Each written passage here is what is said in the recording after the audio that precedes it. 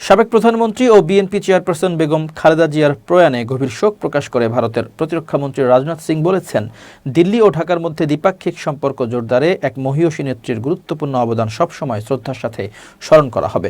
ভারতের রাজধানী দিল্লিতে অবস্থিত বাংলাদেশ হাইকমিশনে গিয়ে তিনি বেগম জিয়ার স্মৃতির প্রতি শেষ শ্রদ্ধা নিবেদন করেন।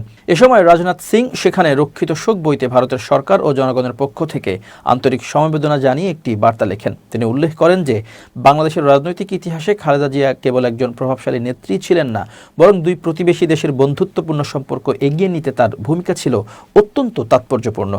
দিল্লির বাংলাদেশ মিশনে পৌঁছালে রাজনাথ সিংকে উষ্ণ সংবর্ধনা জানান বাংলাদেশের হাইকমিশনার এম রিয়াজ হামিদুল্লাহ। এটি ছিল ভারতের কোনো প্রভাবশালী মন্ত্রীর পক্ষ থেকে সরাসরি কমিশনে বা হাইকমিশনে গিয়ে শোক প্রকাশের একটি ব্যতিক্রমী ও সম্মানজনক পদক্ষেপ। এর আগে 2021 সালে সশস্ত্র বাহিনী দিবসের অনুষ্ঠানে যোগ দিতে রাজনাথ সিং এই মিশনে গিয়েছিলেন, যা সামরিক ও কূটনৈতিক সৌহার্দ্যের এক অনন্য নিদর্শন হিসেবে বিবেচিত হয়েছিল।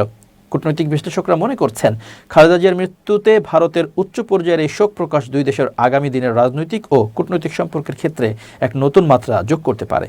সাবেক প্রধানমন্ত্রী বেগম খালেদা জিয়া গত মঙ্গলবার রাজধানীর এভারকেয়ার হাসপাতালে চিকিৎসাধীন অবস্থায় শেষ নিঃশ্বাস ত্যাগ করেন।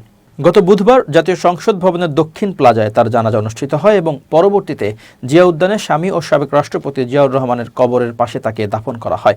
জানাজায় দলমত নির্বিশেষে লাখো মানুষের অংশগ্রহণ বাংলাদেশের রাজনীতিতে নতুন অসামান্য জনপ্রিয়তারই প্রমাণ দেয়। তার এই মহাপ্রয়াণে কেবল ভারত নয়, বরং বিশ্বের বিভিন্ন দেশের প্রতিনিধিরা শোক প্রকাশ করেছেন এবং অনেকে সশরীরে জানাজায় অংশ নিতে ঢাকা এসেছিলেন।